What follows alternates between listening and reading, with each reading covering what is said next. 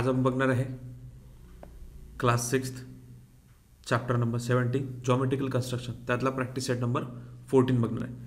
First क्वेश्चनमध्ये काय म्हटलं बघा, draw a line l and take a point p anywhere outside the line using the set square and draw a line p q and perpendicular to the line l म्हटलेलं आहे. ठीक आहे, काय करायचं आपल्याला, एक लाईन ड्रॉ करायची. ठीक आहे, लाईन ड्रॉ करून घेऊ आपण. इथे आपल्याला मेजरमेंट नाही दिलेलं आहे, तर आपण किती लांब करू शकतो. काय करायचं आपल्याला, या लाईनला आपल्याला ही जी लाईन आपण ड्रॉ केली आहे त्याला काय द्यायचं, आपल्याला लाईन एल असं नाव द्यायचं. आपल्याला काय करायचं आहे, सेट स्क्वेअरचा यूज करून काय करायचं आपल्याला, तर एक परपेंडिक्युलर इथे काय करायचं आपल्याला ड्रॉ करायचं आहे.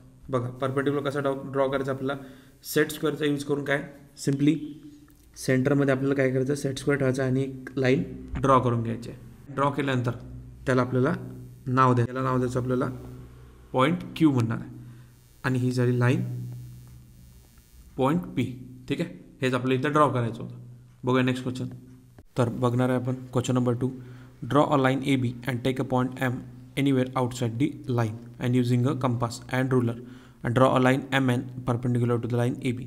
तर आपण काय करणार आधी लाईन ए बी ड्रॉ करणार आहे आणि सेंटर पॉईंट काय देणार, तर त्याला नाव द्यायचं आपल्याला एम पॉईंट. ठीक आहे, आणि त्या एम पॉईंटवरून आपल्याला काय करायचं आहे की थोडं डिस्टन्स घ्यायचं आहे आणि कंपासने काय करायचं आहे, दोन्ही साईडनी आर्क ड्रॉ करायचं आहे. तर आपण काय करणार आहे, पहिले एक साईडने एक आर्क ड्रॉ करून घेतली आहे.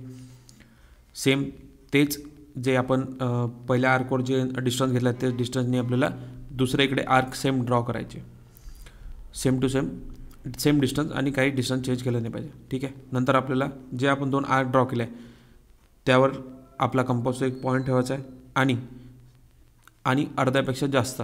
ठीक आहे, तेवढं आपल्याला काय घ्यायचं, तर थोडं डिस्टन्स घ्यायचं आहे आणि ते डिस्टन्स घेऊन आपल्याला खाली अजून एक आर्क ड्रॉ करायचा आहे. ठीक आहे, तर सेम हाईटचं, सेम लेंथ, सेम डिस्टन्स तेवढंच द्यायचं आपल्याला आणि आर्क ड्रॉ करायचा आहे. ठीक आहे, आणि तो सुद्धा काय होईल, तर इंटरसेक्ट होईल, दुसऱ्या पॉईंटवर सुद्धा आर्क ड्रॉ करायचा आहे. आणि सिम्पली काय करायचं आहे की आपल्याला आता रुलरच्या सहाय्याने एक इंटरसेक्टिंग लाईन त्यातून पास करायची, म्हणजे परपेंडिक्युलर आपण काय करू शकतो, त्यात इझिली ड्रॉ करू शकतो.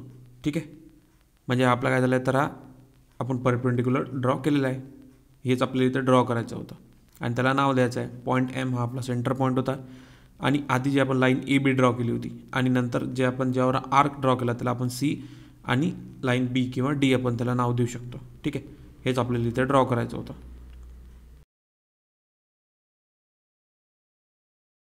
तर बघूया आपण क्वेश्चन नंबर 3 मध्ये काय म्हटलं आहे. Draw a line segment A B of a length 5.5 centimetre and bisect is using a compass and ruler.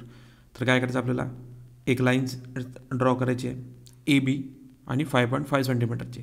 ठीक आहे, नंतर त्याला काय, तर कंपासने काय करायचं आपल्याला, त्याला बायसेक्ट करायचं आहे. कशाचा, आपला कंपासचा यूज करून काय करायचं, जे लाईन ए बी आपण ड्रॉ केलेली आहे त्यावर काय एका टोकावर काय ठेवायचं आपल्याला, तर कंपास ठेवायचा आहे आणि थोडं डिस्टन्स कमी करून हाफ अँड मोर डिस्टन्स घेऊन थोडं आपल्याला काय करायचं आहे, एक आर्क ड्रॉ करायची, सेम एक वरती करायची आहे आणि तेच सेम आपल्याला काय करायचं, तर खालीसुद्धा त्याच लेंथची आणि सेम आर्क एक ड्रॉ करायचे आणि नंतर पॉईंट एवर जो आपण ड्रॉ केलेली लाईन आहे सेम डिस्टन्स घेऊन काय करायचं, तर एक आर्क ड्रॉ करून घ्यायचे आहे. जसं की आपण एक खाली ड्रॉ करणार आहे आणि एक सुद्धा वरती, म्हणजे दोन्ही साईडनी काय करायचं आपल्याला, तर तिथे परपेंडिक्युलर सारखं ड्रॉ करायचं आहे. ठीक आहे, दोन्ही इंटरसेक्टिंग सब, कारण की आपल्याला त्यात बायसेक्ट करायचं आहे. म्हणून काय करणार आहे, आपण सेम पॉईंट घेऊन सेम डिस्टन्स त्यांनी काय करणार, आपण आर्क ड्रॉ करणार आहे.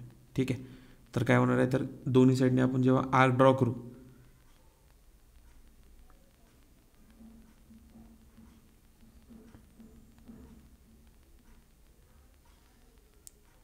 एक आर्क आपण वरती सुद्धा ड्रॉ करून घेणार आहे. ठीक आहे, आपण आर्क ड्रॉ केलेली आहे. त्यानंतर काय करायचं आपल्याला, रुलरच्या हेल्पने काय करायचं आहे की आपल्याला एक स्ट्रेट लाईन ड्रॉ करून घ्यायची आहे. म्हणजे हे काय होणार आहे, तर ही स्ट्रेट लाईन काय होणार आहे आपली, की बायसेक्ट झालेलं आहे. काय आपल्याला तेच सांगितलं होतं की आपल्याला काय करायचं आहे, लाईन ए बीला काय करायचं आहे, बायसेक्ट करायचं आहे. कशाने, तर कंपास आणि रुलरच्या हेल्पने. तर आपण काय केलेलं आहे, बायसेक्ट केलेलं आहे. आता सिम्पली काय करायचं आहे की आपण याला नाव देऊ. पहिले आपली कोणती आहे, तर लाईन ए बी आपण ड्रॉ केलेली आहे म्हणून त्याला लाईन ए आणि त्याला लास्ट पॉईंटला काय तर बी नाव देणार आहे. ठीक आहे, नंतर आपण जो इंटरसेक्टिंग पॉईंट केला आहे वर, जे आपण बायसेक्ट केलेला आहे त्याला आपण ज्या पॉईंटला त्याला बायसेक्ट केलं आहे त्याला आपण नाव देऊ सी, आणि त्याला लास्ट पॉईंटला काय देऊ तर त्यालासुद्धा नाव देणार आहे डी. ठीक आहे, इथे आपला क्वेश्चन कंप्लीट झाला आहे. आपल्याला काय होतं बायसेक्ट करायचं होतं. आपण क्वेश्चन नंबर 4मध्ये काय आहे तर take a point R on a line X Y and draw a perpendicular to X Y at R using the set square. काय करायचं आहे, लाईन काय करणार आपण एक्स वाय ड्रॉ करणार आहे. सेट स्क्वेअरचा यूज करून काय करायचं आपल्याला सिम्पली एक स्ट्रेट लाईन ड्रॉ करायची, म्हणजे राईट अँगल ट्रायंगल आपला तयार झाला पाहिजे, जेणेकरून आपण त्याला परपेंडिक्युलर कसं ड्रॉ करू शकतो. ठीक आहे, सिम्पली काय करायचं आहे सेट स्क्वेअरचा यूज करायचा आणि एक स्ट्रेट लाईन ड्रॉ करायची आहे. म्हणजे काय होणार आहे तर हे आपलं काय झालेलं आहे तर परपेंडिक्युलर बायसेक्ट इथे तयार झालेलं आहे.